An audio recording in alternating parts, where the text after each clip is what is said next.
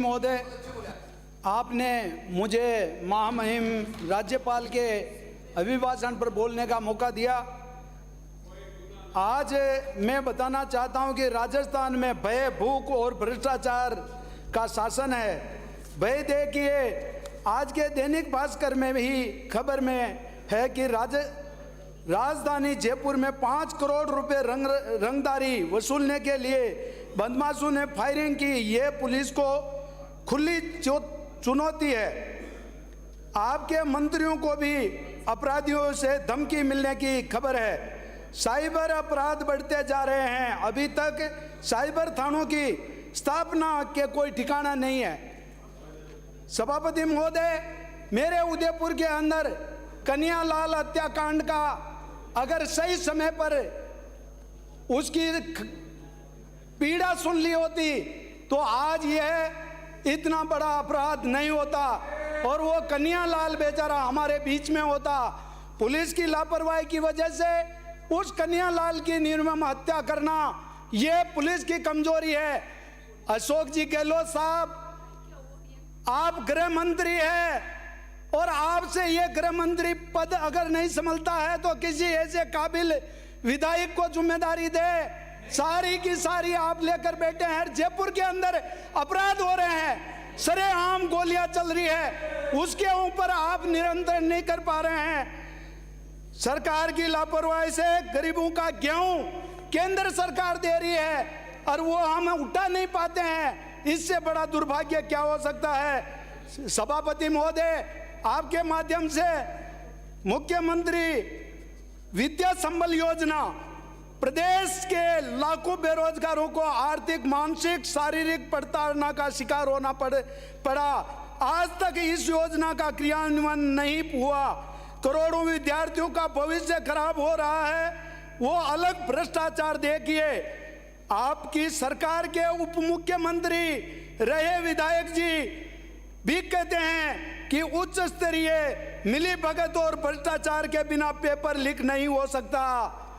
राजस्व विभाग में एक ही अधिकारी द्वारा 80 लाख रुपए, पुलिस विभाग में 2 करोड़ रुपए मांगने के अपराध में आए प्रशासन गांव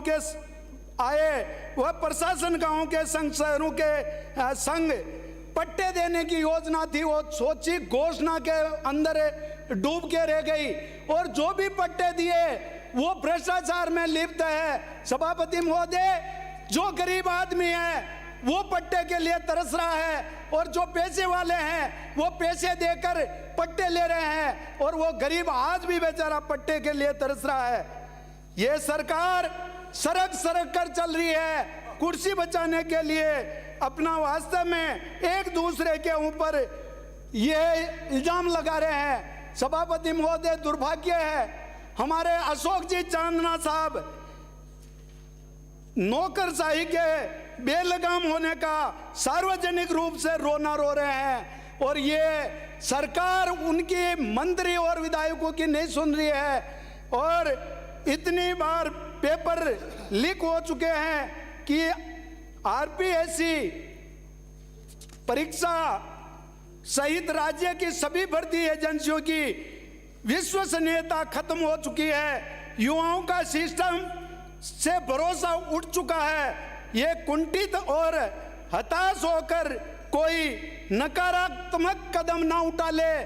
बेरोजगारी इतनी है, जो बेरोजगार आत्महत्या पर बिल्कुल उतारू ना हो जाए, इससे पहले मुख्यमंत्री जी और सरकार चेत जाए। मुख्यमंत्री जी चिरंजीवी योजना की जो बात कर रहे हैं, सभापति महोदय, मैं आपको बताना चाहता हूं, चिरंजीवी योजना के अंदर किसी का ऑपरेशन होता है और यहां से जयपुर से जब तक उसका सर्टिफिकेट नहीं मिलता है, ऑपरेशन हो जाता है, ठीक हो जाता है, 5-5 दिन तक वो यहाँ की जयपुर की इंतजार करता है कि वहां से हमारे को अप्रूवल मिलेगा तब छुट्टी देंगे। कितने मरीजों को तो मैंने बिना छुट्टी दिए भेज दिया कि आपकी यहाँ से वो अप्रूवल हो जाए तो वापस उनको बुलाकर आप छुट्टी दे देना। यहाँ पर उनके इलाज हो गया। बेचारे 5-5 आदमी उनकी सेवा के लिए रहते हैं, उनका खर्चा कहाँ से लाए। इस चिरंजीवी योजना के बारे में आप ही की सरकार की विधायक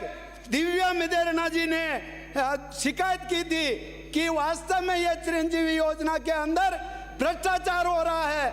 जो चिरंजीवी योजना का लाभ ले रहा है उसको मना कर देते हैं कि ये इसमें नहीं आ रहा है, और जब वो उसका डॉक्यूमेंट्स निकलवाते हैं तो लगता है कि वास्तव में इसको मिलनी चाहिए। ऐसा भ्रष्टाचार इस चिरंजीवी योजना के अंदर हो रहा है। सभापति महोदय, ये सरकार कहां जाकर रुकेगी? मुख्यमंत्री बाल गोपाल योजना हमारी अन्नपूर्ण दूध योजना का दूसरा रूप है। मुख्यमंत्री युवा संबल योजना में अभ्यर्थियों को भत्ता देने में बहुत सारे अड़ंगे लगा दिए हैं। यह बेरोजगारों के साथ में घटिया मजाक है। निःशुल्क यूनिफॉर्म वितरण करने के लिए 2 ड्रेसें दे दी और 200 रुपए के अंदर एक बनियान सिलने का 200 रुपए ले लेते हैं। वो बेचारे मजदूर 200 रुपए में कैसे यूनिफॉर्म सिलाएगा? एक मेरे पास में मजदूर काम करता था, वो कह रहा था सरकार ने 2 ड्रेस दे दी, 1000 रुपए मांग रहे हैं सिलाई का, मैं कहां से दूं? तब पता लगा कि वास्तव में 200 रुपए में 2 ड्रेस कैसे सिलाई जा सकती है। सभापति महोदय, आपके माध्यम से मैं बताना चाहता हूं कि अंग्रेजी माध्यमिक स्कूल तो आपने खोल दी, मगर वहां पर अंग्रेजी के अध्यापक वहां नहीं है, और हिंदी माध्यम स्कूल के विद्यार्थियों के लिए कुछ भी नहीं सोचा। मेरे विद्यार्थी वहां पे हिंदी माध्यम पढ़ने वाले 10-15 किलोमीटर पढ़ने के लिए वो मजबूर हो गए और बच्चियों ने पढ़ाई छोड़ दी। सभापति महोदय, ट्राइबल एरिया के अंदर कोई साधन नहीं है और वो बच्ची 12-15 किलोमीटर कैसे जाएगी? उन्होंने पढ़ाई छोड़ दी। कहते हैं कि महिलाओं को बढ़ावा देंगे। ये सभापति महोदय, सरकार द्वारा आधी अधूरी झूठी घोषणाओं की जा रही है। शहरी ओलंपिक खेल की घोषणा की, उनको वापस लेना पड़ा। बिना सोचे समझे झूठी योजना का घोषणा कर करके वाई तो उन्होंने ले ली, मगर उसको क्रियान्वित नहीं कर पा रहे हैं। सभापति महोदय, मुख्यमंत्री संपर्क पोर्टल मात्र खाना पूर्ति रह गई है। शिकायत करते हैं, उसके अंदर कहते हैं काम हो गया, नहीं होता है, और वापस उनको कहते हैं, दोबारा वो लिखते हैं, फिर काम नहीं होता है, फिर पूछते हैं। ये सोची केवल और केवल सोची घोषणा है। माननीय सभापति महोदय, माननीय उच्च न्यायालय राजस्थान की बेंच उदयपुर में खुलनी चाहिए। मैं मांग करता हूं कि हमारे उदयपुर के अंदर ट्राइबल केस व जोधपुर जाकर लड़ना पड़ता है और गरीब बेचारा जेल में सड़ता है।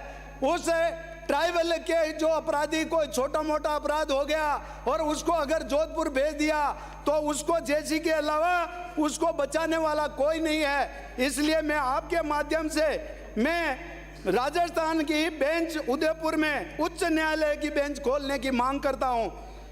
सभापति महोदय, मंत्री कलेक्टर को कहते हैं कि बिना कारण बताए बाहर निकाल देते हैं। अधिकारियों के साथ में अहंकार का कारण बुरा शुल्क मतलब शुल्क अच्छा नहीं है। ऐसे अधिकारियों को कलेक्टर को बाहर निकाल दे। सभापति महोदय, इससे दुर्भाग्य क्या हो सकता है?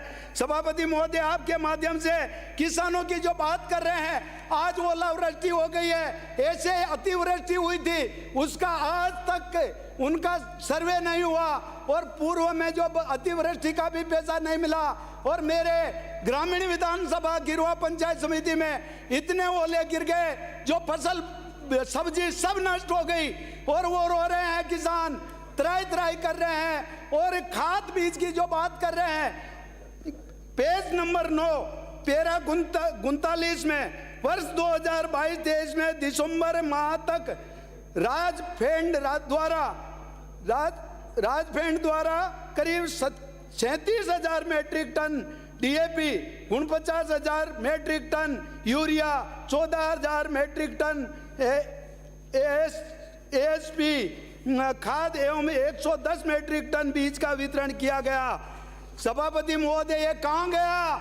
हमारे किसान रो रहे थे कि खाद नहीं है, बीज नहीं है, और ये इनका नेता दिल्ली से आए, उनकी जो यात्रा निकल रही थी वहां पर हजारों टन वहां पर भेज रहे थे। कहीं इस यात्रा में हमारे विरोध न हो जाए, किसानों के साथ में ऐसा अन्याय कतई भी बर्दाश्त नहीं करेंगे।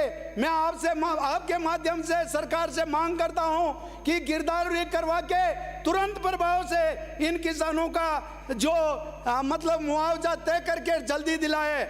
अन्नपूर्णा गैस योजना का जो वास्तव में आपने इंदिरा रसोई योजना बना दी, मगर वो आज भी बहुत सारी योजना बंद पड़ी है, और 5 रुपए में नाश्ता पूर्व सरकार ने देने का जो काम चालू रखा था उसको बंद करवा दिया। मजदूर बेचारा जल्दी में होता है, सुबह नाश्ता करके मजदूरी के लिए जाता है, उसको भी आपने बंद करवा दिया। मुख्यमंत्री जल स्वावलंबन योजना का नाम बदल दिया, मगर मेरी विधानसभा के अंदर 1 रुपए का काम उसमें नहीं हुआ। डीएमएफटी फंड का सभापति महोदय 4 साल के अंदर 1 पैसा मेरी विधानसभा में खर्च नहीं हुआ। प्रशासन गांवों के संग में जो वास्तव में ऐसा भ्रष्टाचार हुआ जो आपके सामने है। पेरा पेरी एरिया के अंदर जो हमारे गरीब किसान, चाहे वो किसी भी समाज का हो, वो पट्टे के लिए तरस रहा है। आज दिन तक उनको पट्टा नहीं दिया गया है। कभी कहते हैं पंचायत के खाते में कर रहे हैं, कभी कहते हैं यूआईटी देगी, और ये कहते हैं सभापति महोदय 2013 के बाद में जो भी अगर रेवाज कर रहा है उसकी घोषणा है कि हम सबको पट्टा देंगे, मगर एक को पट्टा नहीं दिया। सभापति महोदय हमारे ट्राइबल के अंदर ये जो उदयपुर प्राधिकरण को ला रहे हैं, ये सभापति महोदय 1 मिनट, मतलब 40 किलोमीटर की पंचायत है, ट्राइबल एरिया में, पहाड़ी एरिया है, वहां पर विकास नहीं हो सकता। हमारे किसान जो वास्तव में खेती करने के लिए बंजर जमीन को उपजाऊ किया और उनका आज दिन तक अलॉटमेंट नहीं हुआ। मैं आपके माध्यम से वन विभाग भी पट्टा नहीं दे रही और सरकार भी अलॉटमेंट नहीं कर रही, किसान कहां जाएगा? मैं आपके माध्यम से मांग करता हूं कि हमारे ट्राइबल एरिया के सभी किसानों को अलॉटमेंट करवा कर उनको हक दे, ताकि वो अपनी रोजी रोटी कमा सके। मुझे बोलने का मौका दिया, बहुत बहुत धन्यवाद। जय भारत, जय हिंद। याकम अली।